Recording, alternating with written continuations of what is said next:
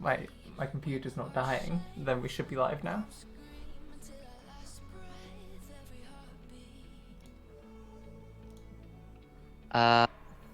Nice. Yes. Yeah. Oh, great. It's always a good sign.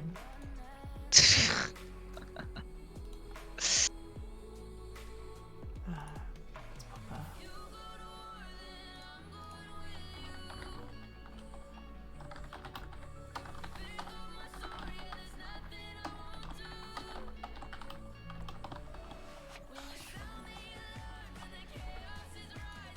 There we go.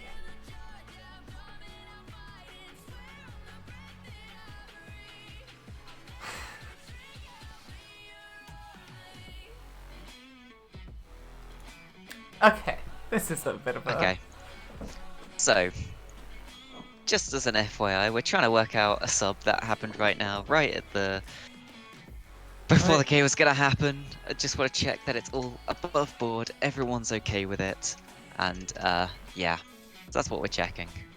I'm not even sure if anyone's in the chat room yet, I haven't loaded up the stream. Honestly, I am still reorganizing my Zero. screen. Okay, perfect. That gives time. Gives time for... shit, are they even on the right sides? It's up to them, of course, but And then the blue, yeah, cool. They're on the yeah, right side. MM get first choice. If anyone's tuning in, this is what it's like before games. This is the, Welcome, what are we doing, welcome. what are we doing, what are we doing? This is the, what are we doing? A team suddenly decided to make a sub at the last second. This is that Turns phase out, every day. Every day, organising- every time we cast. Oh, now I've had a different message. Let me answer this, and then I will be right back to Nice. concentrating. What's up, Sanders? Welcome to the chaos that is pre-stream for your game. Hey, we got O'Neill as well. What's up? What's up? What's up? We are, yeah, it's the chaos of, we get a mess. Okay. So, just a few minutes before this game before we went live, we got a message from someone on Discord saying, "Who likes jungle? Subbing for GOTR Red." I was like, "What do you?" We're very confused. What? So we took this to mean that GOTR Red have a jungle sub, and that it is Muntix, the guy who messaged us. Turns What out it he's actually playing means mid. is GOTR have a mid sub. I'm just trying to check that Madly Mediocre knew about this, and they're okay with it. Yes. In the meantime, that was a horrible voice crack. In the meantime, we have this cool new scene set up. And I say cool new scene, I mean I set it up 2 minutes ago. Because we have this stats screen. So I'm going to wash away that nice transition. And we have oh, I did not mean to click that. Okay. We have the stats screen. So we have against GOTR Red this week. Granted, the stats are not great for the second bracket, as there's going to be 1 week worth of games. But something to notice: if we look at the KDA screen, top of the KDA, Joshua, top of the KDA in jungle, Mercius, top of the KDA mid, Christensen, top of the KDA and 80 carry, Slugs and Sales. Guess what? And in support, you're letting the team down. Lisa, me rolling your second. You're not first. Oh, you know, But sometimes yes. you do need that one person who ints for the team, and that's what we got right Sacrificial support, there. So yeah, but basically, we only have 1 game to go off of for each team, realistically, or one set of games. So don't read too much into this. It was just that managed to beat Agrius harder than V5 managed to Yes, beat it is only based GOTR on Red. one matchup, but I thought it was a cool little thing. Based Cool little on thing 1 to week show of, MM did stats. very well in their They first did. set of matches. I think it's worth pointing out that I think GOTR Red surprised us a little bit. They were playing pretty well, even though they did lose both of the games. Read message aloud. Who would you like to win?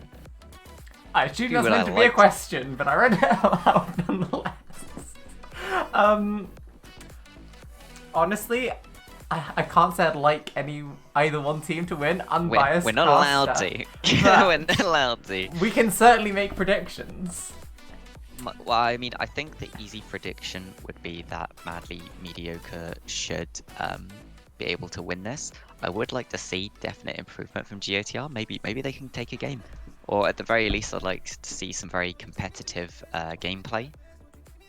Yeah, actually, I'd like to see a 1-1. Close games. Close games. Yeah. Yeah, at the very least, I don't want to. I'd like like to see GOTR hold their own in this. I mean, of course, GOTR MM Red. have never not got first blood. Again, it's only based on one bracket, one game. But I just keep wanting to use the stats. I'm gonna make some use of these, you know? Yep. How is that lobby looking? We are just waiting on... We are waiting on the mid sub, which I'm not sure anyone has added him. Yo, Montrix, you're in chat. Guys, go join the game. You guys are genius. Yeah, chuck us your summoner name, and I will send you an invite to the game. Yeah, that actually works. Yeah, because it doesn't seem like anyone else I'm has. troll this time. Yeah, where is Sanders? Let's our AD carry stats. So you're just below middle of the pack on your KDA. I mean, to be fair, your games last week, right? Pog Ash in game 1. In game 1. Let's move on from game 2. Where are you looking? Yeah, you're actually like pretty middle of the pack actually. Where have you gone on? Oh, he's at the bottom of the Okay, table. I mean, Muntix isn't there, but I'm going to assume that it's probably Muntix. As the, Oh, is our final player? Yeah. I'm going to, oh, Muntix. You know what, I'm just going to message him. Cool. And find out what his summoner name is. You need some graphs and shit. Honestly, I think graphs would be cool, but once we've got, maybe like at the end, because if we go to any of these, we look at GOTRs for example, they've still got 2 more matches to play, so they've got 2 sets of empty stats. So I think doing the graphs and then having 2 extra weeks in it, updating the graphs from there on. I mean, these guys got 2 more matches worth of weeks. If you look at this bracket, they've got 2 more as well. Actually, that works out quite nicely. So, okay, his messages now make a lot more sense. Because his summoner name, you'll never guess what it is. Who likes jungle. His summoner name is Who Likes Jungle. So for context, anyone wasn't here, we got a message saying, who likes jungle? Subbing for GOTR Red, and we're like, is that a question? Are you their jungler? Yeah, I thought it meant that he was subbing in as their jungler. But what it means is he's subbing in on the account he likes jungle. Let's swap to the client view.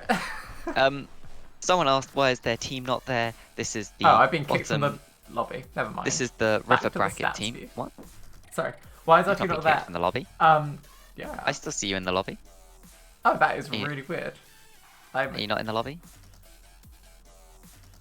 There we go, updated. Why is your team not there? Well, Genesis isn't on here because they are not in CL this season. When you join next season, you can be in there.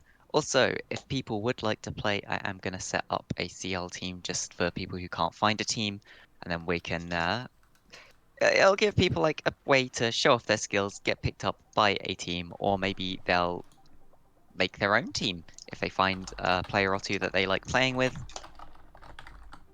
And yeah, we can go from there. Anyway, Madly Mediocre versus GOTR Red. As soon as we're ready, we can start. So I'm just gonna check that all the teams are ready. Very high production values. Yeah, high production value indeed. We're just getting the ready checks coming out, and then we'll be able to get into game finally. Okay. Where's my chance to let music go? GOTR Red just want a couple of minutes, so we can give them a couple of minutes. Yep, I assume it might be they're trying to get Montrix, who likes jungle, into a voice call or something like that. Should we have a look at his profile? As one player we don't know. Oh, you can't right click and hit view profile anymore. Right, it's... No, it no does accents. not like... Cool. Actually, no, OPGG's better, isn't it? I can pull up. In terms of just showing straight to people for quick stats, yeah, it will be better. I believe that is a secondary account though, because it is level 31. So it's level 31. No ranked games, but we can get a quick rundown of the fact that he likes Lilia and hasn't played. Well, he played 3 games in the 2 games in the last 2 months. Okay, that's. I should hope a secondary account. Whoops, that's the wrong screen. There we go, client view. High quality stream, by the way. High quality stream, yeah. We're just everything will work out in the end. So while we're waiting for GOTR to pronounce themselves ready, so that we can start this game, is there anyone in particular you want to keep an eye on during this game? I mean, I'm obviously going to say Sanders because of the Ashe performance last week. I want to see more of Game 1 Ashe, not Game 2 Ashe. But also, actually, I think bot lane in general, because last week, Slugs and Sales, huge on... It was the Tristana, wasn't it? Yes. Slugs really likes the Tristana, got his hands on it. Both games, just checked. And did really well. Something that I would like to see is a little bit of CS improvement, because I hadn't noticed until I saw your stat sheet there. Stat sheet? Where is he? Oh, he's bottom at CS at 15 and second bottom at CS per minute. Interesting. Considering he's top on KDA. Very interesting indeed.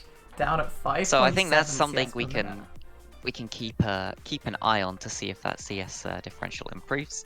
Was he too busy last week killing people to kill minions? Well, I think CS by 15 is a much better number to look at because that's generally your laning CS, and sometimes when you go out of lane, depending on how your team fits together, you might not be just funneled CS as the ADC, or you might get funneled all of that CS. You might get the Raptors and the Wolves and the mid lane and one of the side lanes, or maybe you just sit mid and shift with your mid laner. It's us side. I've just been sent Muntrix's old account, which got banned, which is why it's an unranked level 31 account. So we've got GOTR Muntrix. Likes the Graves. 86% win rate. There we go. Do you need a link? Have you got it? I can see on the stream. It's all good. Cool. Yeah, 87% win rate with Graves, so definitely likes that. I can't really tell where he plays. There's a bit of jungle, a bit of a Tysoon top, support. Oh, bit no, of everything. Jack of all trades. Is that maybe some support Teemo games, or is it just not no very good at CSing? We'll never know. There are no results. So I'm having a look. Teemo. Oh, I had a quick look at that account, and I saw the most played mid champion was Syndra. So we'll have to see if that is picked up. But meanwhile, we are actually just going to jump into Champ Select.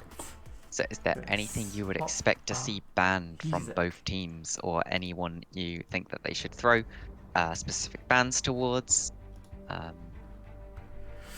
Well, anything like that? Stealing the words right from my mouth, start a ban with Ashe. And I can't emphasize how pog Sandra is. As Ashe was in game 1 last week. Something I will point out. We can't be sure this is Sandarius top or Sandarius bot lane, because Etika Thief was an ADC player, of course.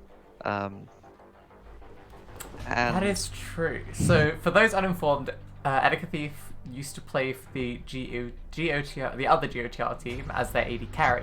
Is now on GOTR Red. We were told as their top laner. But we've been told a lot of things. We've been told a lot of things, and you don't have to tell us where people are actually going to play.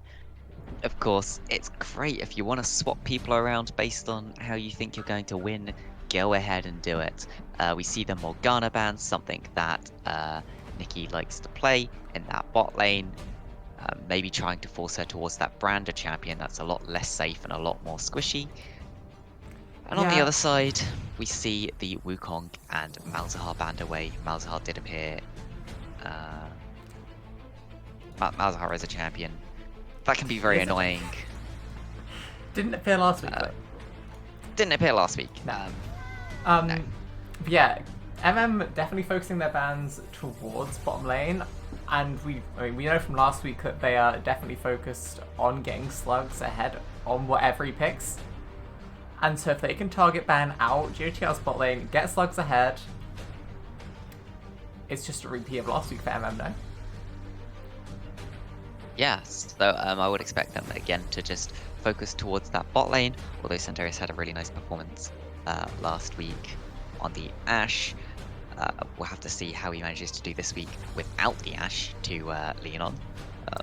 Of course, he does play a lot of Jinx as well, so we might be seeing a Jinx. Tristana as the last ban on GOTR red side, I think, is a very smart ban. Tristana was massive. Yeah, both games. You managed to get Tristana both games last week, and finally teams are respecting it. So Tristana ban will be the last one from GOTR, and it'll be a first pick Hecarim from Mercy. Hecarim slowly rising up in priority, pretty much everywhere. People are starting to realize this champion is really fucking strong. And Mercy's got it through last week as well. Played game 2 against AE. Finished off with will we see our first Samira? KD. Yes, we will. Samira coming through. Oh god, I haven't learned her skill names. So Samira is a champion that was already nerfed once. I think they put the nerf through. They might not have put the nerf through, but they definitely intended to, because the champion was so strong on release that they had to nerf her. Because the ultimate is ridiculous. You literally saw her with just a Doran's blade 1v4ing people because she got her ultimate up. Yeah, I think it was a 100% AD nerf on that ultimate. So that was. It was a 100 600 to 500%. If I'm right, numbers are not my forte. It was a straight up 100 AD nerf, and I think they also took off 100% scaling from the total damage as well. So that was how big of a nerf they gave her on that ultimate. We see Lux locked in. I like Lux. We'll have to see how it does. It's very long range. It should be able to keep Samira at bay and trade with the Caitlyn. Vigar locked in. These can both be flexed between mid and support. Now, with the Lux lock-in, which I expect to be support, do you think that GOTR... I mean, I know you've talked about how much, when you see a Lux support, it's just I'm going to pick Nautilus. Is this something Nikki as far as I know, doesn't play Nautilus. So we'll have to see how this goes, what they choose to ban. Of course, any hook champion's also good. If you can catch out that Lux, you can do a lot of damage. You can quite easily kill her because it is a very squishy champion. So we're into the second ban phase. TF just gives you a really massive map pressure, and it's something that, especially you can play that's quite safe. You can farm up using your Q from a fair way away, and you get a bit of extra gold, extra map pressure, which is very good. They ban out the Mordekaiser, which is just a really annoying pick if you don't know how to play against it, or even if you do know how to play against it, it is a very annoying pick. I can agree with you on that one. I cannot stand Mordekaiser. Joshua has got a few games on that recently, but has actually been mostly focusing, from what I've seen, on the Jax. I've been watching him stream that a few times as well, so I'm surprised to see that get let through. So Lulu's ban out. It's worth noting here, we don't know where that Samira is going. We don't know where the TF is going, but my initial thoughts would be these are the three main laners that GOTR have left to pick up their jungle and their support. But people were talking about the fact that Samira's kit with her AoE damage on her Q may allow her to be a jungle champion. I'm not sure if that's been tested yet. I'm not sure if it's any good or not. But it's something to keep in mind. It could be jungle, but I would expect this to be in Edgar Thief's hands in the top lane, especially when this Caitlyn is locked in. Have you had a chance to play Samira at all? I haven't actually seen her in game. I've just seen some clips of her absolutely destroying with no items and no advantages whatsoever. She looks absolutely disgusting, and I don't know why they gave her that juggle ability. It's very strange. It's just a random bit of CC in her kit, which makes absolutely no sense with her lore or anything else she does. I think it's the first time I'm going to be seeing her outside of in-houses as well. But we're going to see the Volibear locked in as another top jungle flex from GOTR. But I So think it's a very this... strong early game champion. Will allow for some early ganking, which will be very useful. Especially you don't want that Samira if it's top lane to fall behind. Lucian could of course be mid, it could be top. I don't know about the Samira into Lucian matchup. It's not something I'm versed in. Not versed in any of Samira's matchups, but I would expect she probably I think it's a Lucian. struggles Yeah, a the little bot lane. bit until With that later Karen Holler. on. It does look like it might be the ADC Lucian though. Something you don't tend to see too often. Yes. And oh wow, thank you Logrio for that sub there. Yeah, Garen looked in as our final pick for Mandy Mediocre, which tells us, yeah, it's bot lane Lucian. Joshua going to be on that Garen in the top lane. And I think that does confirm to us as well that we're going to be seeing a Lux support and a Veigar in the mid lane. But Leona picked up as a Could final also be pick for Veigar's support. GOTR. It could be Veigar's Lux support as well. mid. Leona has some interesting interactions with how roots work with regards to her E. If Leona does get on top of Lux, I would expect it to be a kill unless this Lux goes some sort of defensive rune in some way. Then you can actually turn around a kill like that, especially if Caitlyn doesn't get a trap down in time. So I have to see how that works out. It looks like Lee Sin Mi Roland has kept that Lux, and so it will be a Lux support. Lux Lucian, very annoying lane. Lux pokes you down. Lucian can poke you down a little bit, and then you can go fully in. Joshua has held onto that Lucian. Does that... So it looks do like... you reckon we're going to see a lane swap? Or just a swap up of where So, members of Manly Mediocre are playing? Here's my take. Joshua's going mid with Lucian, Garen is going top, and Lux Veigar are going bot. That's my take on this. Slugs did keep the Veigar, yeah, as well. You do see double AP bot lanes. It can be very obnoxious, but into Caitlyn Leona, oof, that's a risky bot lane for sure. If Nikki's able to pilot this Leona well, can get past a Veigar cage, then that should be some fairly easy kills. They just gotta be a little bit worried about being poked out early. Yeah, I mean, actually, I'm honestly really surprised to see this from Madly Mediocre. I mean, based on what we saw from them last week and before, they picked, okay, what we saw last week, we saw fairly traditional, front-to-back team fights. And honestly, the scaling picks were what they preferred. And to see such a change-up in their draft and... honestly, so I mean, this is still a very scaling team to pick in. The one that doesn't really fit in too well with the scaling is the Lucian, but when you have him in a solo lane, that is a very good thing to do. Who won draft? It's kind of hard to say, because who wins the bot lane is going to come down to execution, and also whether TF is able to roam against the Lucian or gets himself absolutely smashed. It's going to depend very much on how the Volibear manages to play the early game, if he gets a good gank or two off, and if the Samira manages to survive against Garen. I don't know about the matchup, but we basically have to wait and see if that goes, how that goes. That's assuming that Garen is top, Lucian is mid, and Lux Veigar are bot. I think that is the best way for Madly Mediocre, and I would put it slightly into their favor if that is the setup. If the setup is any other way, I've heard about how good Samira is, so I'd expect the Samira to win the bot lane. I want to point out something real fast. Or top lane.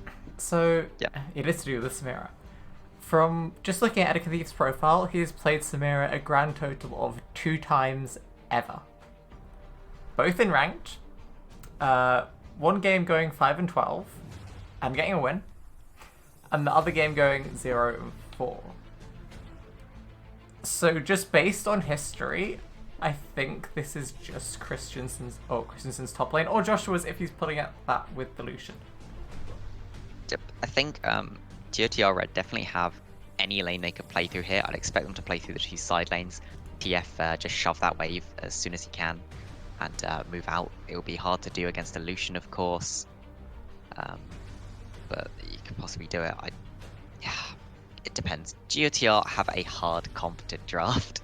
If we look at the skill levels of the two, or the hard comp to execute, if we look at the two skill levels of the teams, I would put it slightly in Madly Mediocre's favor, just because the draft on their side is easier to execute, especially when it comes to team fighting. Vigar with Dark Harvest, I do not like though.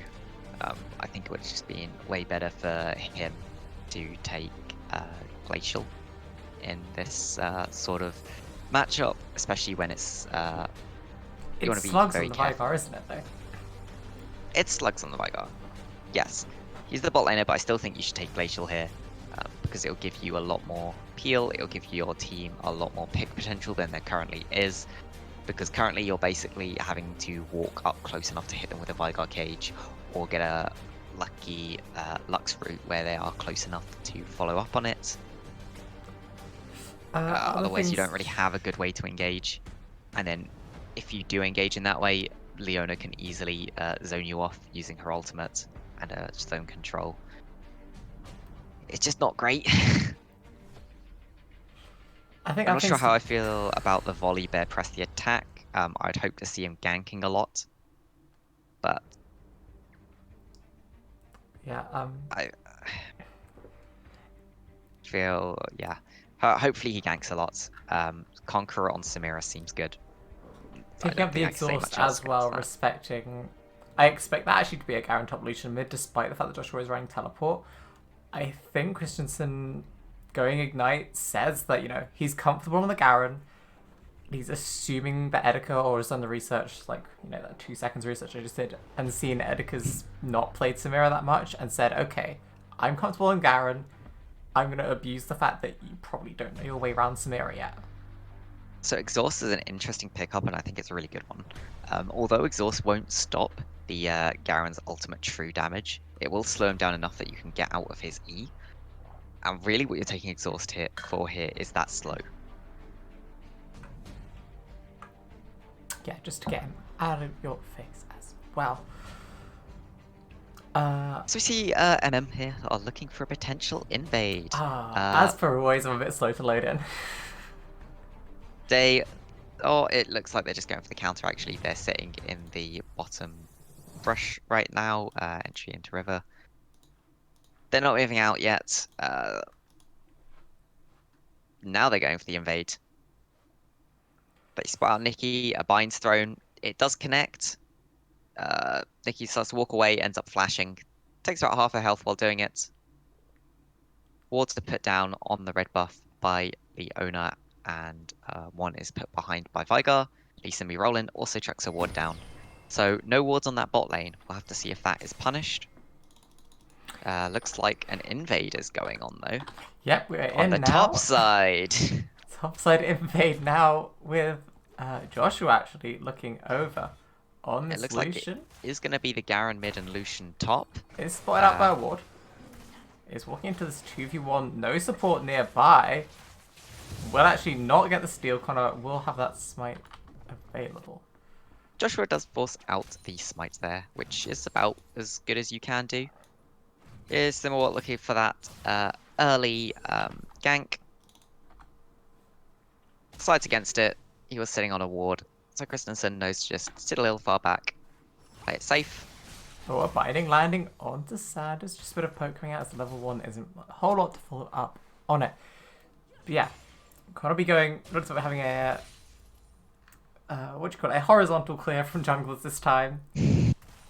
Yep, we're splitting the map here. This probably helps out MM more than it does GOTR because MM used all of their wards in the bot lane, so they can't really ward defensively. Means if they do push up at all, they're in a lot of trouble. In terms of who's getting the early advantages, it looks like Garen's actually getting a slight advantage here over TF. Of course, his passive. Oh, but one piece of taking a lot of damage there just from Nikki's passive as long as Sanders. I think got a headshot there as well. Ignite did go down. Well. I think the Ignite was a bit much considering they were level 2, or level 1 even. Considering they weren't level 2. I think they were level 2, that was a dead Lux. Yep. But instead we're going to see a bit of a slow level 1. or early game for the rest of these lanes? Yeah, the bottom lane is pretty much even. Just because the pressure Lux can exert early onto that Leona before she has a combo. That's kind of expected. I would hope GOTR start to get slightly far ahead as Leona has that pressure. In the mid lane, it's slightly in favor of the Garen. TF is not a champion that can output a lot of damage, and so Garen will just slowly heal up. It's really hard to stick any damage on him. Lightning connects on Sanders again. That's a Dark Harvest for Slugs. That's all that matters from that trade. Carry on. Yep, Oh, so actually, never that's mind. quite Mercy's unfortunate. could No, possibly be looking for lightning mid lane. Is on the wrong side, though. Doing anything with that. In the top lane as well, Joshua is a little up on CS, but Edeka's just kind of frozen the wave over on his side. So you should So pick, you can build a slow push just pick that there. back up to the same amount. There's actually been so many bites. Actually, Sanders going to be netting straight into that cage, but an engage from Nikki will stun up, leaving me rolling to take a lot of damage, but Slugs themselves looking forward, trying to find a pick onto Sanders. Mercy's is there, but he's a bit late as GOTR goes under their tower. But in meanwhile, in the top lane, side, Edeka. there's a 1v1, both ADCs getting very low, Edeka pulling out that exhaust right at the last minute, exhausting Joshua to pick up that kill. Exhaust coming through strong for him. I mean, talked about how I didn't think Edeka was going to come through big on this Samira, considering, you know, the 2 games we saw on his history, but actually pulling out that first blood, props to him there. We'll have to see if he can really make anything of it. Is coming back with that BF sword, with that extra damage. So that is a big difference. Big. Compared to the double Dorans? Double Doran's boots. He'll really have to use that extra mobility to his advantage. CJ looking for an engage on the spot lane. Nikki not going to count the Zenith Blade. Binding going to hit. No flash up on the Leona, so no real way for her to catch them out there. Yeah. Back to the quietness of the early game that we're in. I wasn't expecting the first blood to come from this top lane, especially not the way the lane was looking when we last saw it. Considering how it looked like, you know, Joshua was having it looked like they were just trading, yeah, they're taking really small trades with each other and just basically farming. So you can see here, Joshua's actually taking these small trades. He knows that with the double Dorans, he'll have slightly better sustain. But Edeka actually going for a longer trade, hitting a lot of damage to Joshua, but he's actually coming back with that passive double auto. He's going to dash forward and return that solo kill. Edeka stepping a bit too far forward. No exhaust, no flash this time. And Joshua was able to punish it well with the double Dorans and that final dash. Actually, yep, so if you look at gold overall, puts him ahead in gold, actually 200 ahead. Something to, yeah, that's also the massive minion advantage that he has there. Unfortunately, unfortunately for GOTR and Edeka Thief, he did manage to push that wave in. So all of that XP and gold will go to waste. Leaving him with a nice healthy advantage. He does buy a tier, which means he's not really going to get... looking for that stun, going to hit the tower shot, but the flash stun comes out. Chain with the stun from the TF, but actually will be finished off by that final Q from Who Likes Jungle. And just very nicely done. They chain their CC together well, get the extra damage down, and even with the Ignite and Ultimate from the Garen, can't pick up the trade kill. I really thought when I saw that Garen also come from Christensen, I thought that was going to be the turnaround kill onto CJ. So I would like to see them try and actually use the fact that they have this priority mid now. They are shoving this mid, but Who Likes Jungle has just used all of his mana. He's not going to be able to clear the next wave. Lane again, looking for something. The cage is going to slow down. Nikki will get caught in it. Zenith Blade won't connect. A nice slow from Lisa rolling.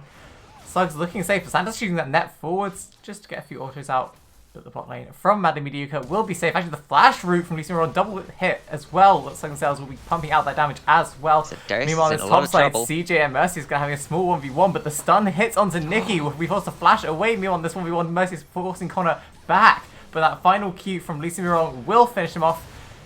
And the ultimate from Mercius will be the last thing to hit Nikki. But meanwhile, in this top lane, there's also going on to Joshua. Edeka now Actually backing away, Joshua, that exhaust is worn off. Now looking like he's got the advantage dashing forward, but no double auto attacks will mean that Joshua is left to back away as that Conqueror fully stacked from Edica.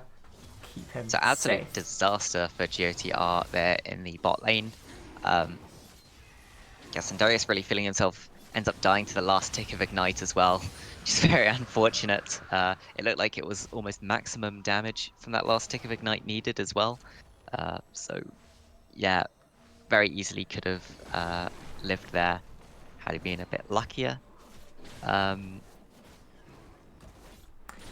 Yeah, the fact that kills as well go onto the all onto the enemy bot lane and not onto the Hecarim is really good for Mediocre.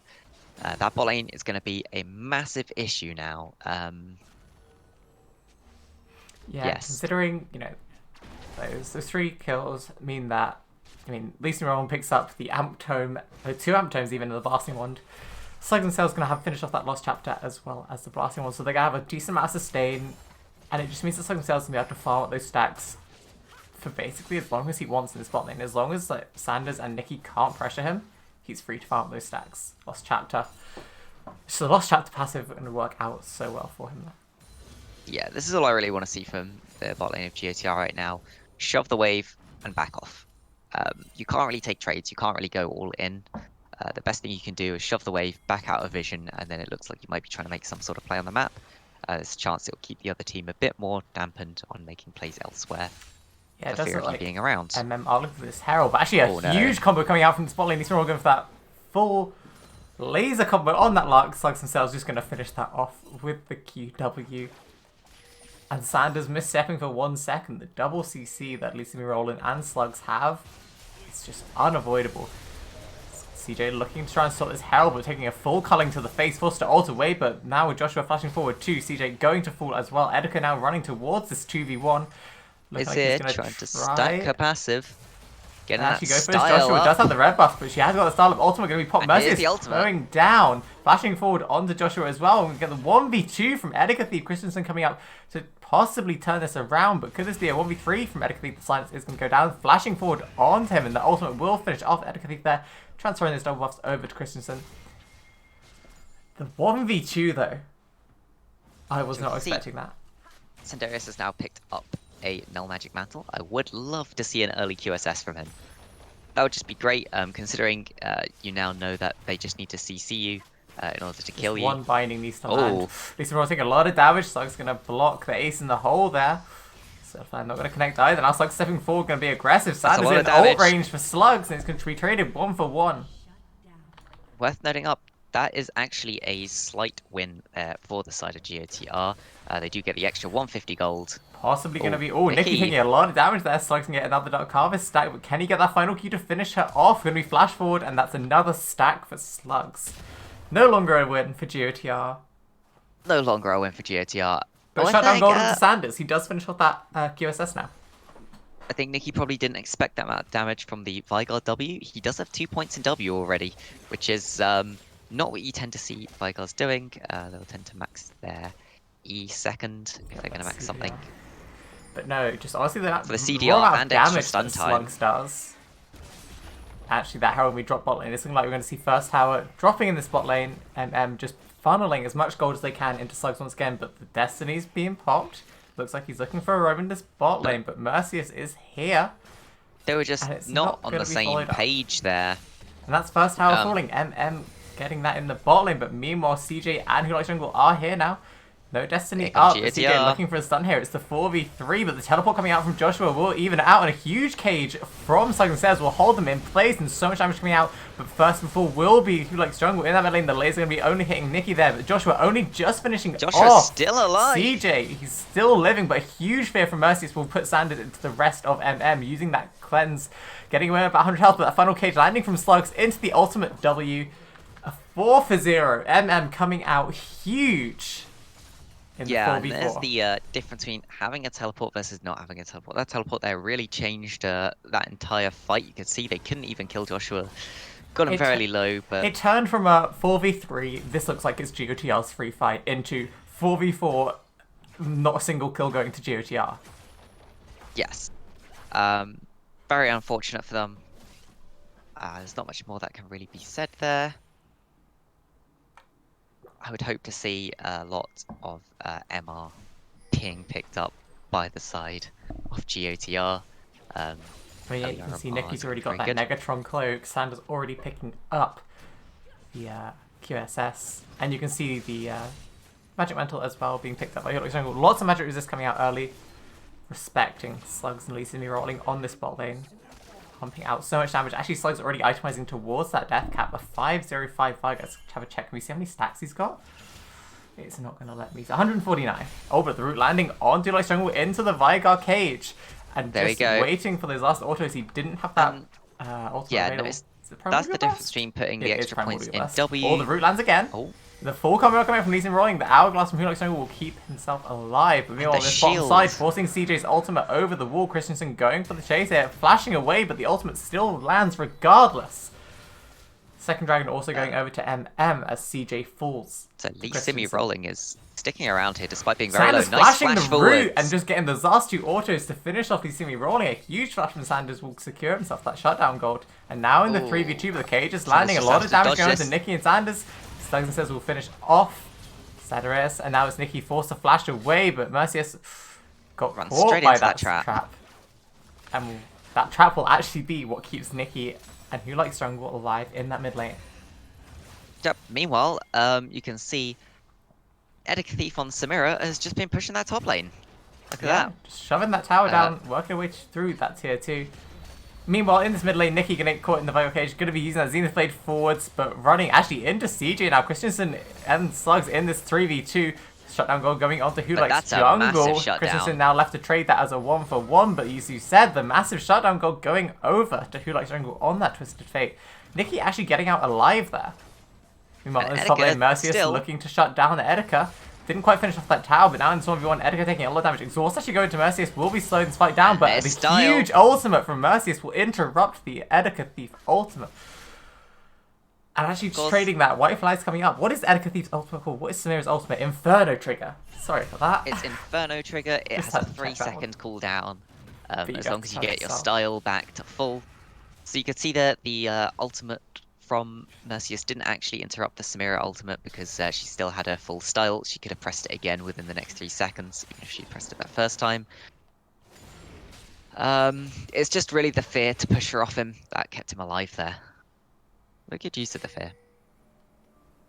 Yeah, I mean, I don't know if it was perfectly timed or if it was, just pure luck that as soon as Edica Thief channeled the ultimate there, that Mercius came out straight away. Either way, Edica probably could have used the flash in order to secure that kill, but decides that the flash is worth a little bit more, which it probably Actually, is. meanwhile in his mid lane, CJ looking for a pick out onto Christensen here. He's actually able to walk away completely safe. Meanwhile, MM looking for the rest of the Herald to finish off that Herald as well.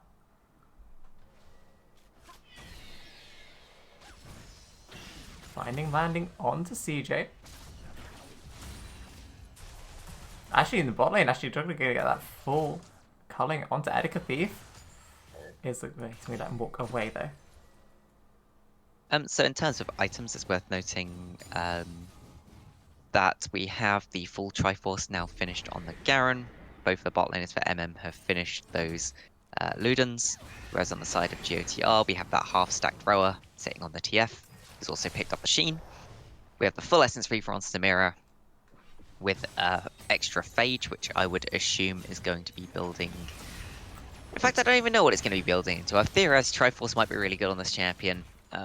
And also Black Cleaver I can see being really good just because of the amount of shots you get from your ultimates. So we'll have to see what he decides to build that into. And Sandarius has finally managed to finish that first item, picking up the Storm Razor, which will be very useful for him. Yeah, had a delayed first time after having to pay that 1300 gold Vigar Lux tax. Laning into them. But yeah, we all just been going on. MM have just been shredding down the rest of those outer towers, and actually 2 out of 3 of the inner towers as well of GOTR. And it felt like there was no answer from GOTR. They just couldn't, figure out how to deal with this, split pressure in all 3 lanes. Yep. It will be the Black Cleaver on the Samira. You can see because she's picked up that extra health crystal. So, yeah. If Gotcha. anyone wonders about Samira build paths, there you go. We're getting a black cleaver. Yep. Next dragon is respawning in 40 seconds. It'll be our first ocean on this Ocean Soul. CTR actually prioritizing vision in their own jungle by the looks of it. Probably the safer choice, just to allow Connor and just pick up his own camps. Meanwhile, if we look at Mediocre, they do have at least one ward in the Dragon Pit, but GOTR don't necessarily know this, but Vigor's just finished that death cap, and Hecarim's just finished that Triforce. They're both insanely strong at the moment. But Edeka, gonna get caught in the Face stun. plants into... He's looking for the 1v1. Slugs doesn't look like he's winning It's this, but the rest of dodging. Mediocre are coming in. The It was just a ultimate. bait to hold him. The There's flash the ultimate style. coming through. Will finish off Slugs.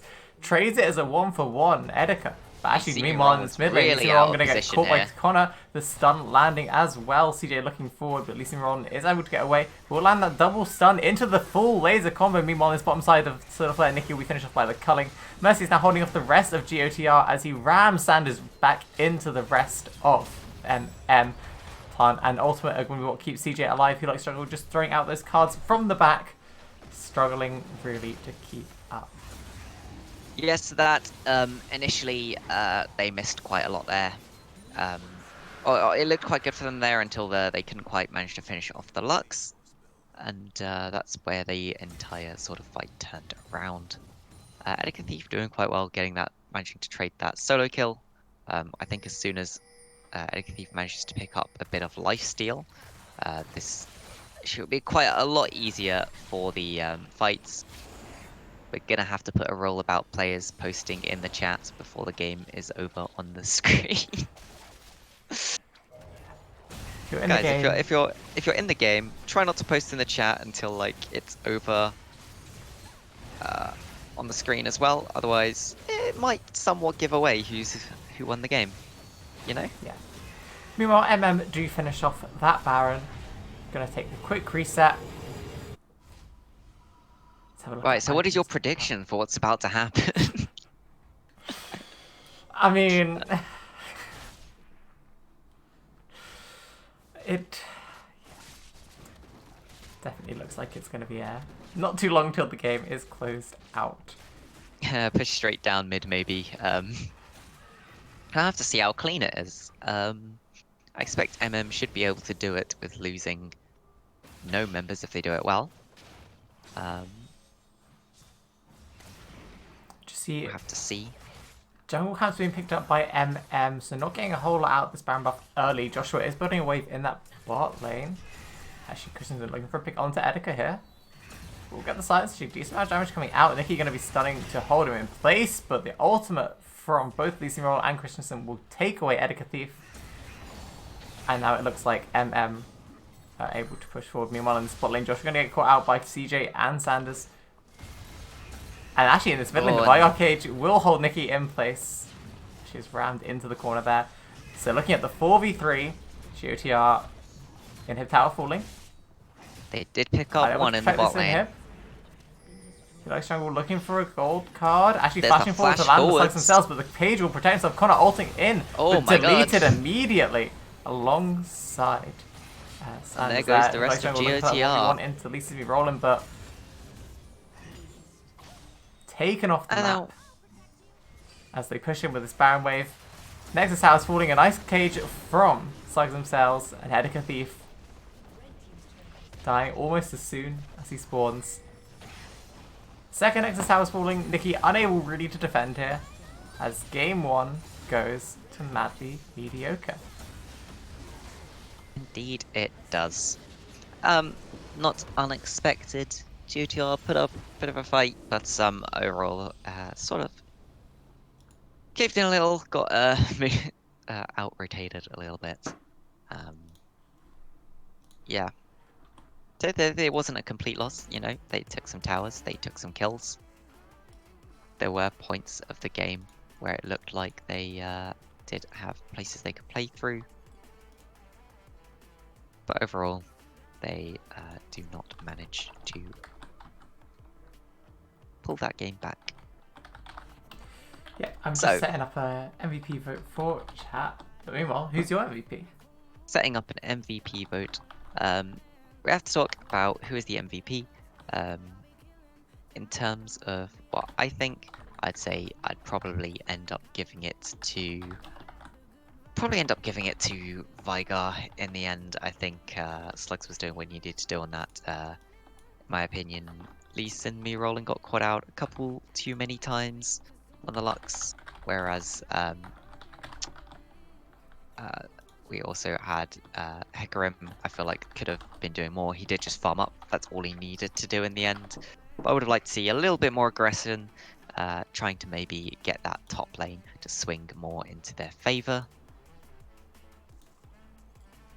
And yeah, we'll have to see how the adaptation comes out in Game 2. If anything in particular is going to be banned from this first game, or if everything will stay the same. Are there any bans you're expecting to see come out based on Game 1?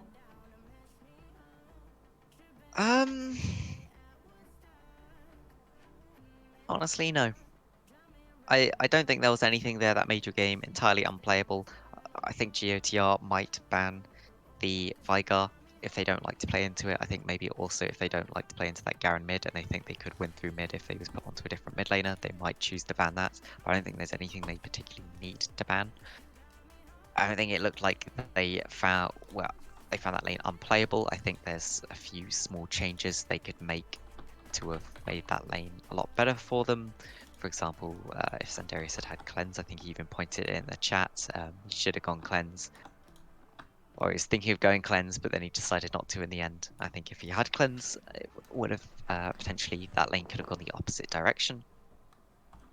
Yeah, it was. It slowed him down getting that first item. The fact they had to spend that 1,300 gold tax on the what is it called? My brain. The QSS. QSS. Thank you. Yep. So the QSS really hurt the damage build path, but in the end was needed, and you could see if he had the cleanse instead of the heal and had to go that QSS, that game could have gone quite differently. So I don't think there's anything that's really needing to be banned this time, especially you do have first pick as the blue side. So you could expect to see something. It is true that without Lux, Slugs could not have got as many kills as he did. And we saw in the lane phase actually, Simiron was throwing out the bindings like non-stop, just trying to get as much set up for Slugs as he could. And you know, once it worked once Slugs just picked up a 1 or 2 kills, that was it. He snowballed instantly. And off every binding, Slugs was able to just take someone out. Also, yeah, Finicky. Yep. So I've just seen that. But yeah, everyone's in the lobby. It looks like we're going to be getting into Temp Select real soon. Chat's MVP seems pretty split actually. We're just waiting for those last few seconds as the vote comes through, as it's split between Slugs and Roland on that Lux.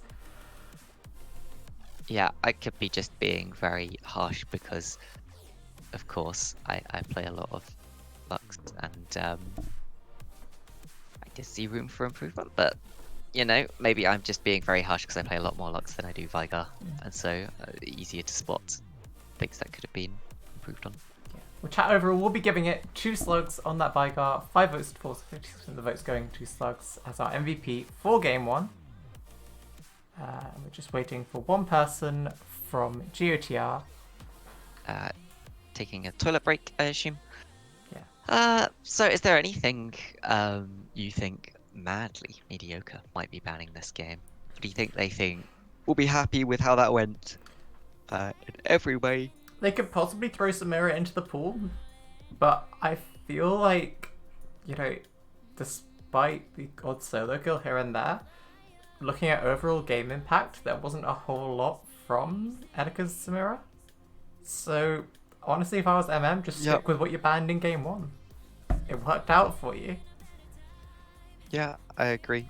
I don't think they'll be able to get the exact same team comp. I think GOTR should have some sort of good idea of what to draft into it this time, or how they need to change their draft to make it better.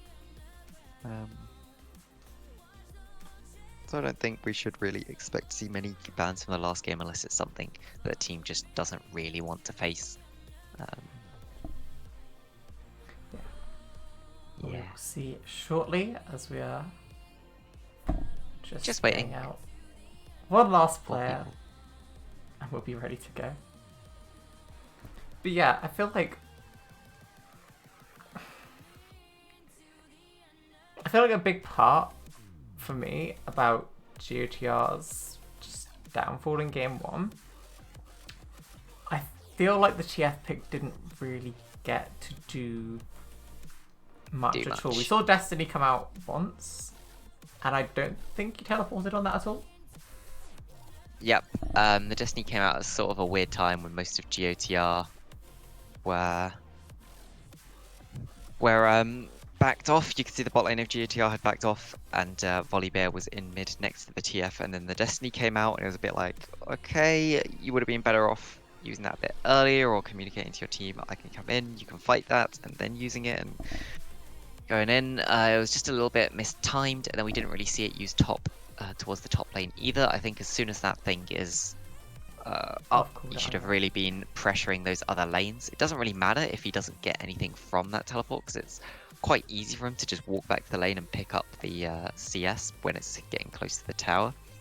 If you can force out a flash, that's still a win. Yeah, and I can accept. But yeah, I feel like if, you know, he likes jungle wants to pick up something like that again for game 2, that he actually needs to look and think, okay, Destiny is up. Or, you know, if he plays, I don't know, say Gallia, for example, the hero's entrance is up, let's make something of it. Because it felt like such an underwhelming pick. And so one of the strong things about TF is that, you know, that I'm level 6, I can TP to bot lane way faster than almost any other lane I can. It's the fact that any fight, you basically have that TF there, as long as his Destiny is up. And it didn't feel like that was the case in this game. Yes. But we are going to jump into Champ Select, so I will quickly swap our music over to our super tense Champion Select music. Oh dear. And a quick yeah.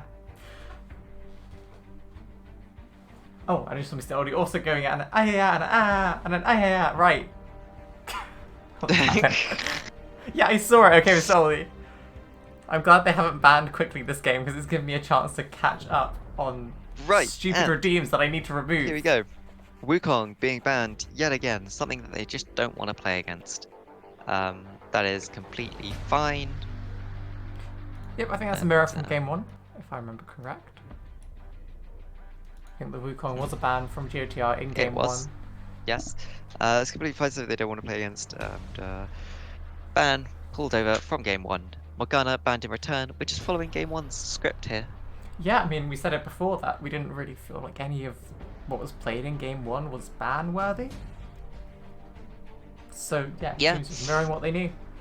I think it entirely comes down to how the team feels. I don't think any specific champion was a reason that game went the way it did. Veigar, I think, is a completely fine ban. Forcing them more into that AD bot lane, which, if they're going to do, means that they can't really pick their Garen, Lucian solo laners again. Nope, but currently the Tristana is open for slugs. So that's why I expect to be ban number 3 from GOTR. If they don't have an answer for it, or possibly they may want to first pick it for Sandarius, especially now that Ashe ban comes through. You will not be able to or get maybe that mid for who likes jungle. I don't really know of his champion pool. It could be possible that he plays Tristana mid. It's always a useful one to know. We'll find out with this next ban, but we can see the Ashe is banned again. No Tristana ban? From GOTR, actually the Garen going to be coming out for Christensen. So maybe GOTR are looking to first pick this Tristana. Or they just don't care. Maybe Very they just don't possible care. Too. Cannot discount the not caring value. Yeah, so you often see this where teams will ban what they've just played into and forget the fact that the stuff that they were banning in the first game, they banned it for a reason. And so they've left Tristana up here. It seems they're perfectly happy to play the Caitlyn into Tristana matchup, and that's what they're going to get. Sejuani is banned out, I believe. It's Zimmer, what, CJ's most played jungler, or most comfortable jungle pick, or one of his most comfortable jungle picks, and that can be really annoying to play against. Yeah, we've seen CJ Sejuani. I think we've seen CJ Sejuani last week as well. Yep, and I can't expect too much else from the first round of picks from Mediocre. Hecarim again for Mercius, and Tristana for Lee Sin. Sorry, for Tristana for Slugs. So CJ's not the most aggressive invading jungler, but Hecarim is definitely something you can invade and something you can bully around in the jungle. He does lock in the Jarvan. This is a pick which could do that if you really wanted to. We'll have to see how he uses it. A nice early game ganking pick, and Lulu locked in this time. They're going to choose to pick that support early, get themselves a very strong bot lane. Yeah, Caitlyn Lulu, obnoxious to say the least. And I think not quite as bad as Caitlyn Morgana, I was going to say, but you know what? It's up there. It is up there, and if you're really good with the Lulu ultimate, you can interrupt Tristana's jump so that she doesn't get that extra proc on her bomb as she jumps into you, and she doesn't get that extra damage. Yep. And Lux locked in. They're feeling the Lux. It could be another mid flex. Could be, but Caitlyn Lulu is a good combo to play something like Lux into. Lulu does not have any healing to really sustain up against a Lux. No, actually, I was just thinking about the mid bot flex, but also, could Tristana also be a mid bot flex? Do we know if Christensen plays Tristana? Because I think that would be a really nice switcheroo from Mediocre to make you think, okay, Slugs has got the Tristana, we have to think about picking into that. And actually, it's Christensen on the mid lane, because they do have the counter pick, they can hold that until the very end. Yeah, we don't know. We do see that the Hecarim was not banned, as somebody put there. Yeah, you can play into Hecarim. It's not this all-encompassing pick. But we'll have to see how they play around against it. I personally do think that Garen ban wasn't really needed, especially when you've banned out the Veigar. It's quite unlikely they'll be picking an AD mid laner again. We see the Set also banned, which is just a fairly strong top laner. Simple, punishes mistakes. It's very good in the melee matchups. Yep, and Samira taken away as well from Edgar Thief. Obviously, saying, you know, you did decent game one with it. You're not having a game two. The Cho'Gath ban here also tells me that they potentially want to pick something tanky into that top lane. Or something that doesn't do well into both Set and Cho'Gath. What would that be, I wonder? Jace being covered here, being locked in. So another carry top laner. Mediocre do like these carry top laners. I know Joshua does quite enjoy Jace. I think every time we've seen a Jace in Coral, I've seen Joshua in chat hyping it up. So I'm actually quite excited to see Joshua pick that. And a Yasuo locked in. This is a lot of AD, of course. We'll have to see if this is the last AP pick, but Yasuo does bring Armor Shred, as does Jarvan. So they can potentially do very well with this. They do also have quite a few knockups. They have the Lulu ultimate knockup, and they have Jarvan's EQ combo for knockups. If they lock in this Mordekaiser, that's also another knockup using his E, and it does bring the AP damage that their team is sorely lacking. The Malzahar, which was banned last round, makes it through and does get locked in. That can be especially annoying to play against. But hey, Malzahar tax is basically what it means. Yep, could be another 1300 gold for Sandaris. Or even who likes jungle as well. Be interesting to see if you remember to pick up Cleanse this time, especially considering, you know, the Malzahar. And the bindings again from Lee Sin. They were pretty solid last game, didn't see all too many miss. For Mr. Aldi, who likes jungle, is Montrix playing on that account. So he's subbing in as their mid laner. I'll have to see how he does. Yeah, we didn't see too many bindings miss last game. We'll have to see how this goes. if Lee seen me rolling, is going to be able to keep up those bindings, keep hitting them, and if they're going to be able to snowball this bot lane, or if the Caitlyn Lulu will get the better this time.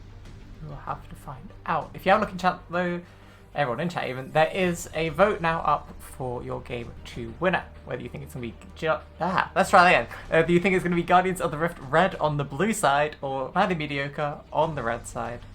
Madly Mediocre currently 1 win up. Yeah, vote is now available. Gavin, who's your vote going to? Who's my vote going to? Well, I mean, usually the difference in level here, you would expect to give it to Madly Mediocre. But you know what? I'm quite digging the draft from GOTR Red. They've got a fairly solid draft, and they've got a couple of frontliners there in Mordekaiser Jarvan, not the most tanky of champions. But they do also have the Yasuo, and they've got a lot of Yasuo enablers. And when he is able to ult, he shreds a lot of armor. Not that a lot of armor will be built on the side of Madly Mediocre, because they don't really have a front line, apart from that Hecarim. The Hecarim also is going to have a lot of trouble, because any time that he would come towards that backline, I'm going to expect him to just get polymorphed Q from the Lulu, and then just chain CC'd it to death. Not too much CC on the side of GOTR, but they do have Caitlyn traps, they do have the Mordekaiser, and they've got a hell of a lot of single target damage. If they want to just burst someone down. Yeah, it does feel like the GOTR draft. It's always saying, I dare you to come in, Mercius. We've got polymorph, we've got wild growth, we've got the Caitlyn traps. What more do you need? The difference in drafts here is GOTR Red have drafted a sort of team fighting type of comp. They want to get towards that mid game and really use the power of this composition together to force the 5v5 team fights and win those. Whereas Madly Mediocre have a more lane-focused and poke comp. So we'll have to see how... That is why my vote went to Madly Mediocre, because if you look at last game, how many 5v5s did we really have? Yeah, we didn't have many 5v5s, and that's why you would tend to give it slightly to Madly Mediocre. They tended to just get ahead within their lanes, and then take those skirmishes and get ahead from there. We'll have to see how the poking from both sides goes down. Yeah, and chat seems to think it's going to be 50-50 split between GOTR Red and Madly Mediocre, 4 votes apiece. Could have a close game on our hands. We could indeed. But with that, we will be... I don't want to see this game. Is it Moby Boots? It's Moby Boots. Oh, I don't think there's any champion here that should build Moby Boots unless you're going for some meme one-shot build on Hecarim, which, considering your team basically doesn't already have a front line, sure, fucking go for it. If there's Moby Boots, I would want to see it just on the Hecarim as a one-shot thing, but he doesn't have Predator, so I don't want to see them. Yes, so, what do we see? Into the load screen. There's also a small black screen on stream because it always delays itself, but I promise you we are going into the load screen. But yes, and that was quick. Triple Conqueror, actually, from GOTR, both on Helix Jungle, on Ed Thief, and on CJ. Anything else standing out? Fleet Footwork on Jace. Interesting to me, not one I see too much more, so I don't see Jace too much, and I'm not too much of an expert in that top lane. Did you say it was a quick one? Are you in game already? Yes. What a surprise. Also, it's Phase Rush. Phase Rush from Jace, sorry, which is a lot more seen. What did I say? You tend to pick that up. You said Fleet Footwork. I meant Phase Rush. I meant Phase Rush. Did you see that a bit? Yeah, especially into melee matchups, which he would struggle to kite because of Mordekaiser's pull. He can often struggle to kite. So it's not that unexpected. We see Madly Mediocre going for this bottom side invade again, and GOTR were not in time to scout this out. It's possible they're going to run straight into them, and Nikki was not looking at a screen, walked straight in, first blood given over to Joshua. That will make that top lane a lot harder to play. I'm going to expect a back here from Joshua to spend that gold. I think it's very strange if he doesn't. especially considering how early he picked up that first blood as well. You'll be glad to know, chat, I finally loaded in. I need to buy an SSD, but for that I need money. There we go, we'll have a quick look over board there as I reorganise the screen. Apologies for the slow load-in. Yeah, all you really missed was Nikki ran straight into all of Madly Mediocre because they were slow coming out of their base and just died without using anything. Yeah, not much more to say again about that. Yep, interestingly, we got CJ starting on that top side, so could possibly be looking for some early bot lane pressure after red buff clear. Mercius starting on the bottom side, so maybe going to be looking to snowball Joshua on that Jace after his first clear. I also wouldn't be surprised to see CJ with an early early gank up lane, top. Joshua really trying to pressure the head, but interestingly, didn't spend that gold lead. Did not. Yeah, so that's not really great for him. Means he has a slight XP lead from the first blood, but apart from that, it's not really helpful to him. Doesn't the first blood give like the tiniest fraction of experience? Yes. In fact, I think Edicleave hit level 2 there first. But I should pull him in. It was actually about the same time. But yeah. That is our early game for you. Yeah, so you can see... actually, on the way, pings coming out from Connor in this mid lane. From CJ even. So this is what I want to see. There's a lot more of these early ganks off of the Jarvan. I think he should have gone for that. He's seen bot lane switched in though. CJ on his way down. Bot lane still are level 2. Nicky's walking up. Lee is really out of position here. Nice route from Lee will hold CJ in place. Slug's going to jump away, but nice flash into the heel from Slugs. Actually, Slug's going forward onto CJ. Exhaust coming out as well. But Slug's still with flash available. It looks like it's going to be a wait, especially with that binding from Lee Roland. They will actually be getting away alive. Meanwhile, in this mid lane, Heroic Jungle going to be ganked by Mercius, forced under his tower.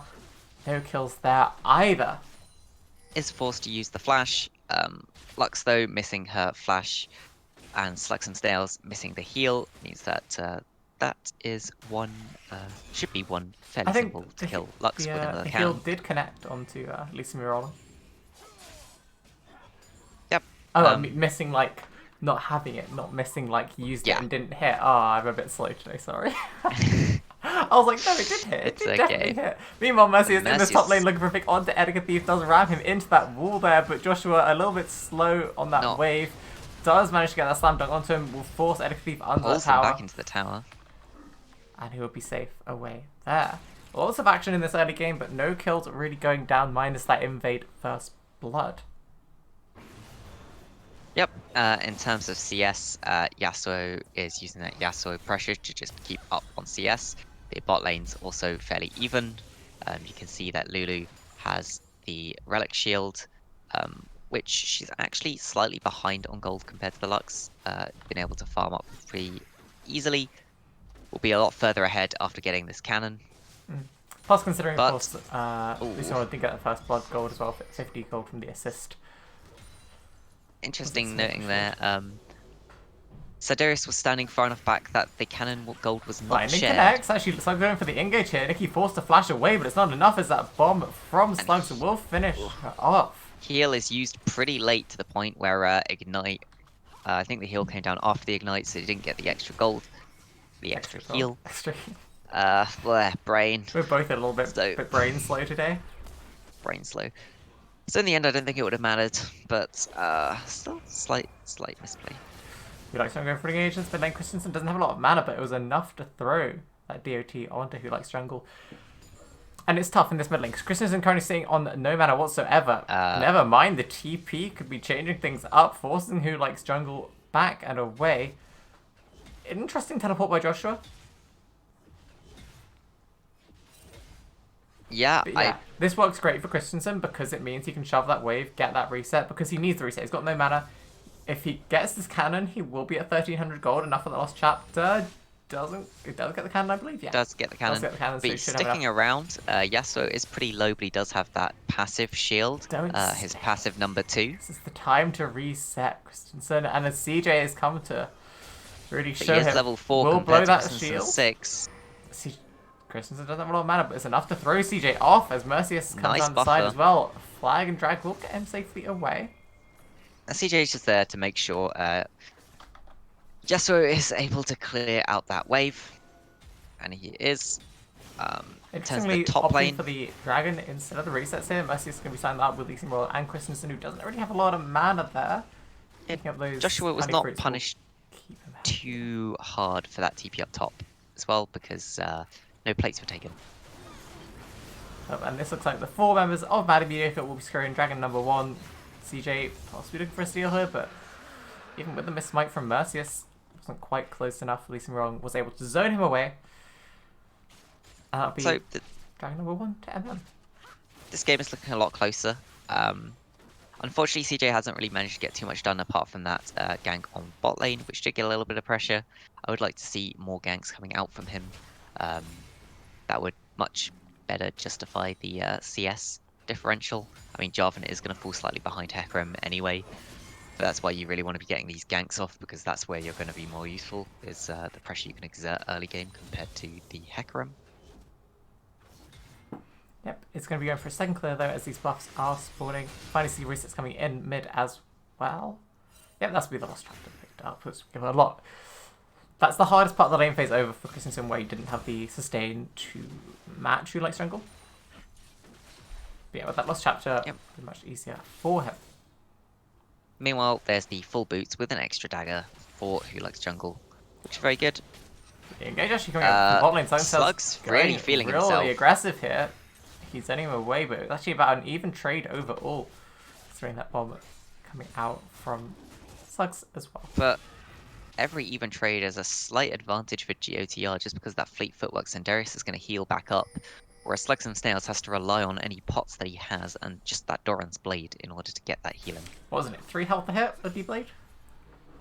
3% life steal. Oh, 3 it's health on hit is the gold stacking one. Oh, it's yeah, Cull. Cull. Yes. Brain ketchup. Didn't Doran's blade used to be a per hit? Don't think so. Maybe at some point. But meanwhile, we do see the suppression going down onto Who Likes Jungle. Gets that windwall out, but there's nothing really to Interesting. windwall minus the auto attacks from Christensen. Malzahar I mean, not really having any projectiles. He gets a lot of damage down onto Who Likes Forces Jungle. the reset. Yeah, are they really going to get anything from this reset though? Is the real question to ask. Considering no teleport, Christensen's going to be able to shove in the wave, try and get some XP advantage. Maybe open minion lead as well. Other than that, no, not really. Does get a single plate from it. CJ doesn't actually walk in to pick up that wave. I think that would have been a smart idea. Just pick up the wave. That's Get the about extra 200 gold ahead gold, of P and Who gold. Likes Jungle. Actually as passed it straight is. towards bot lane. Tribush is warded, gonna so I'd walk into expect that to see ward. Slugs and Leasing They rolling know. back away straight away. But this is nice. They're just going straight in anyway. Binding not Dodges connecting onto this CJ, uses a slow, fight. but the Cataclysm will go down to Leasing rolling into the ace in the hole. That'll be finished off and given it over Beautifully to done. Sandarius. Now Slugs caught, the exhaust going down, but the W jump away will keep him safe. No ace in the hole available. A clean 1 for 0 for GOTR. And really nicely done there for the side of GOTR, and they put the gold onto Caitlyn. So not much better. Couldn't have gone That much better could have been indeed. done there. Yeah. Yeah. Mediocre do trade and get that Herald in the top side. Let's see how they use it.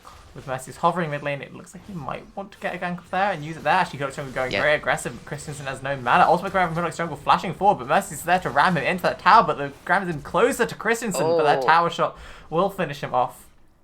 Just about. Almost a tragedy And for Christensen Joshua's as here Mercy as throws well. him towards it.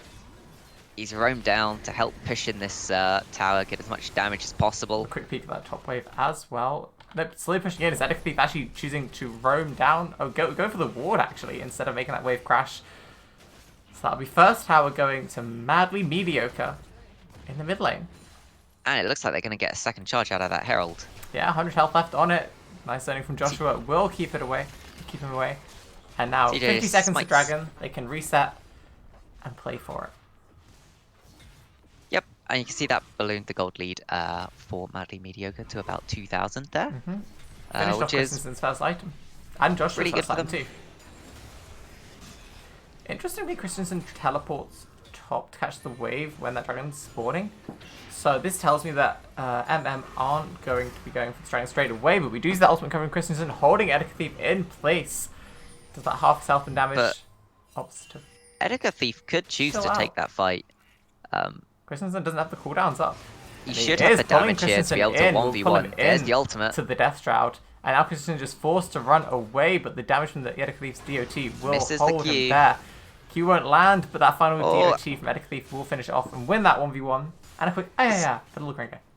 Step away means that he has to flash back in the end to pick up that kill. If he had just followed straight on, kept chasing Christensen around, he wouldn't have had to learn that flash. But it does mean he'll be able to push in this top wave, maybe get a couple more plates before plates despawn.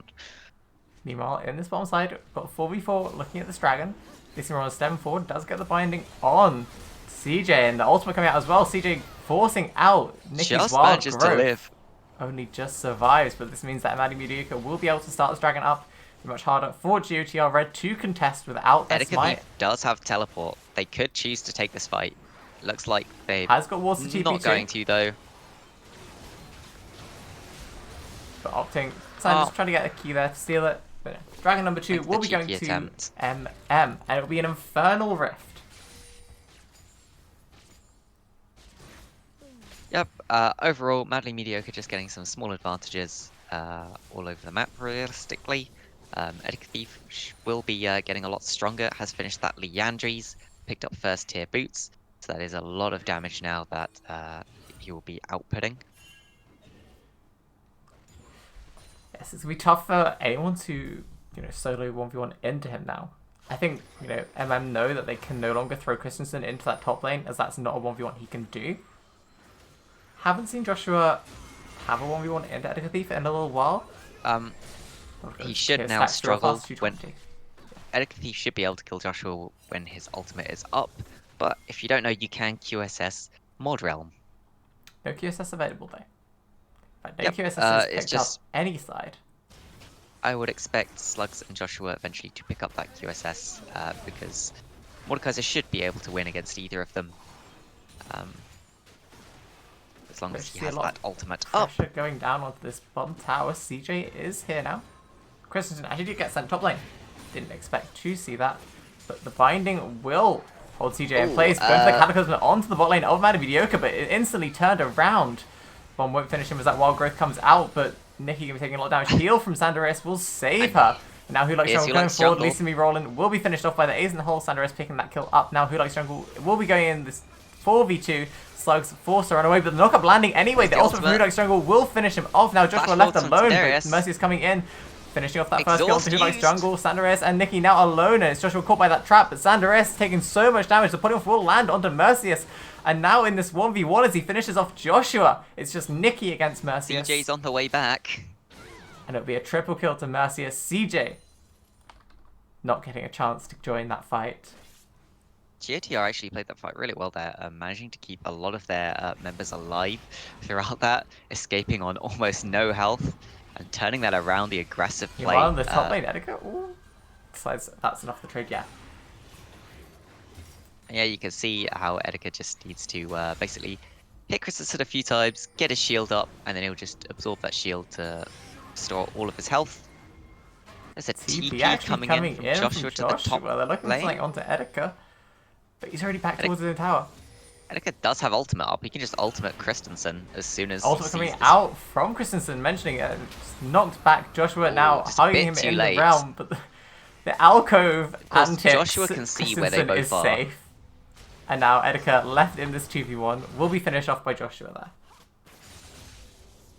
Yeah, he'd been better off pressing that ultimate just as soon as he had it. Yeah, Edica should know now that he basically wins every single 1v1 against Christensen, as long as his ultimate is up. The fact that he waits, I'm not so sure. That's a lot of damage going to Simi Roland, but he turns around with a full combo. The Hedgehog will not Oh, finish him Simi off, and it's now Roland's still Slugs in alive. the 2v1. Sandaris will have that wild growth on top of him, Nikki keeping him alive. This is not the same bot lane as we saw in game 1 from Madly Mediocre. Struggling And, this time. GOTR Red spot lane is looking a lot stronger this game. when they're playing into what's maybe a more classic bot lane. I think the Well, there's lane not so much CC. is trickier for Slugs himself. Into that Caitlyn, I believe he doesn't actually outrange the Caitlyn match. Caitlyn's range to a level, I think it's either 11 or 13. Yeah, it's quite a while, and CJ now getting caught in this 1v3. Flying Dragon will not be interrupted, so he'll be safe there. yep. So yeah, Nikki as well has also been playing a lot better on that Lulu. Seems to be a lot more comfortable. I think that's really helped them in this laning phase. Some really good ball grids. And shield to keep him alive. And just like MM are looking for this Herald. Etika trying to contest a little bit, but not getting out too much. Now pressure onto Nikki. The flash binding connects, and now the bomb's on. The polymorph is too late though, as that bomb will finish it off. Sandaris left to walk away, as there's nothing he can do to save poor Nikki on that Lily. But you can see there the call was clearly made for Sandaris not to try and even save him there. Sandaris just taking those extra hits. Actually, the engage from Mediocre bot lane. Sandaris disappearing from the full combo from these semi rolling Slugs themselves. Whacking in a few autos there as well. Who likes jungle was there. On the way, but they decided to full commit, and it's working out as they're now in the 3v1. Who likes jungle will be shoving out the wave, and it turns out 5 members of Madly Mediocre are now around this dragon. Joshua is on the backside. So dragon is going to be started. Joshua trying to zone off while he can. Does have flash. Will be forced to flash over the wall. Smite is available for CJ. Gets over that wall. He's gone in early. Smite will actually Mercius. Kristen will lock CJ down. Unable to smite. Slightly too early jumping over CJ. Unfortunate. Yeah, Sandaris gets caught there by the root, and that sort of defines that next minute of play.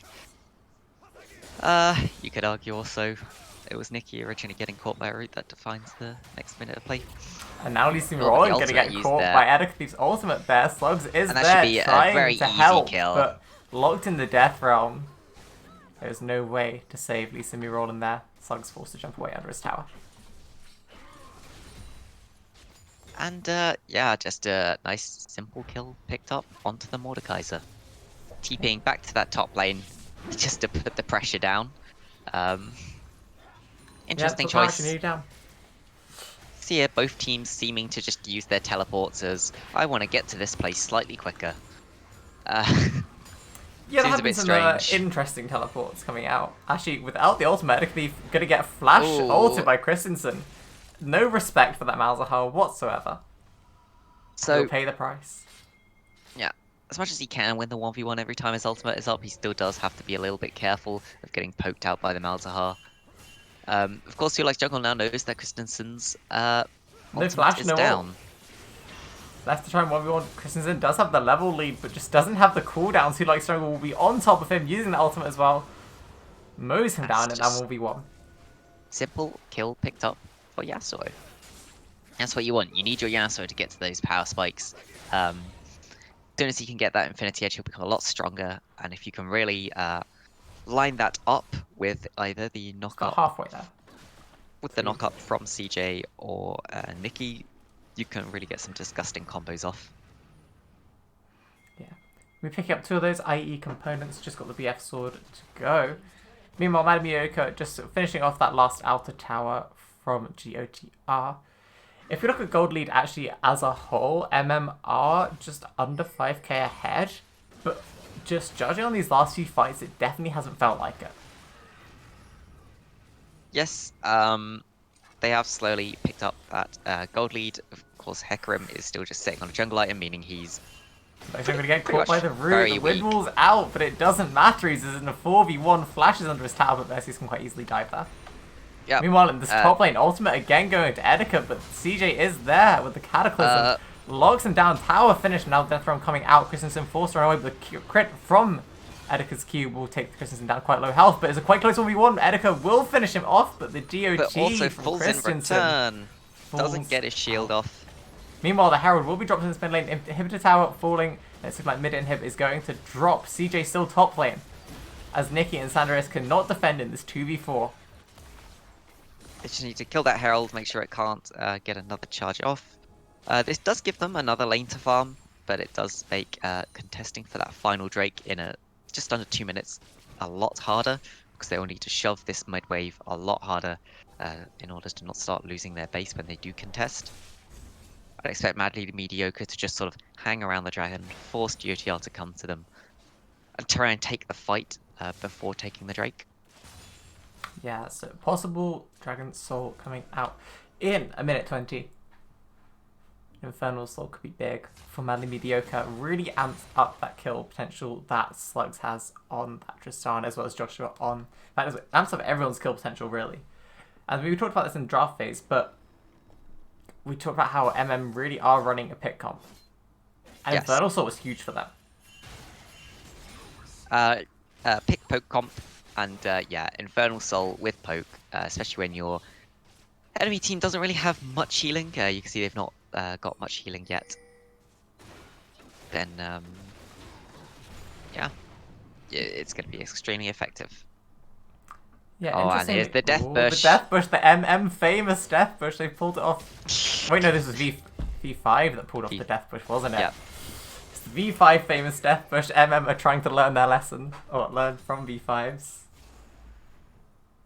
But yeah, as I was going to say before that Death Bush possibly happened, considering there is, what, 3 Conquerors on the side of GOTR, I'm surprised no one from MM has said, okay, I'm going to pop 800 gold into an Executioners.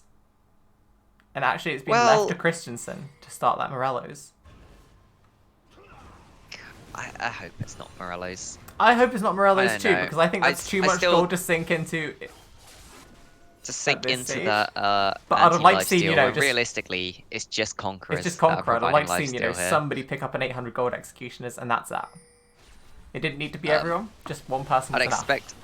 Meanwhile, this dragon is started by MM. The ultimate from Lee Sin will slow them down, but it's secured for Madly Mediocre. Meanwhile, Connor and Hugo's going to get a huge ultimate combo into the middle of the MM draft here, but just not enough damage coming out as the rest of MM just hold Sandarius in place. We finished off Connor on about 200 health. Edica stuck in that top lane, no teleport for about another 15 seconds, and it's just so unfortunately timed. That's the 4 for 0 for MM. 4 for 0 for MM, and that should be the game. You can see there, Hecarim has ghosted up for that extra AD to hit the towers. They're just poking down these towers down. Nexus towers they falling. should end the game. Edica is alive, Nikki is alive as well, trying to defend, but Joshua teleporting to that last video to keep it alive. Meanwhile, everyone jumping on top of Edica Thief there to finish him off. It'll be game 2 to MM. GG, thank you for waiting this time, guys. Thank you. Yes, thank you guys. So yeah, 2-0 over to MM, which was most likely the expected result. I think GOTR had a lot better showing in that second game. They were making plays around the map and they were actually making them together. You could see they got a couple of 4-mans down towards that bot lane, and that was a lot better. I think if they had been doing that in the first game, they would have been in a lot better stead, especially with the speed at which TF is able to move to those.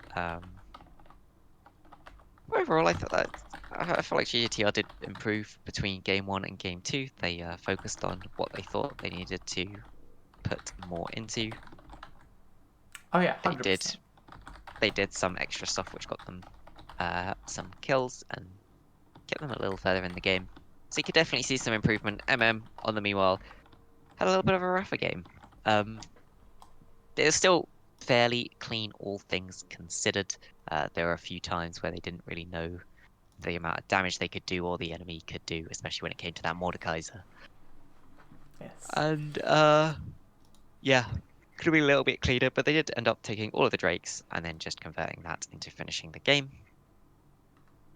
So fairly clean out from them. Can't say too much else about it. Yes. In chat, there is an MVP vote up, so vote up your MVPs for game 2.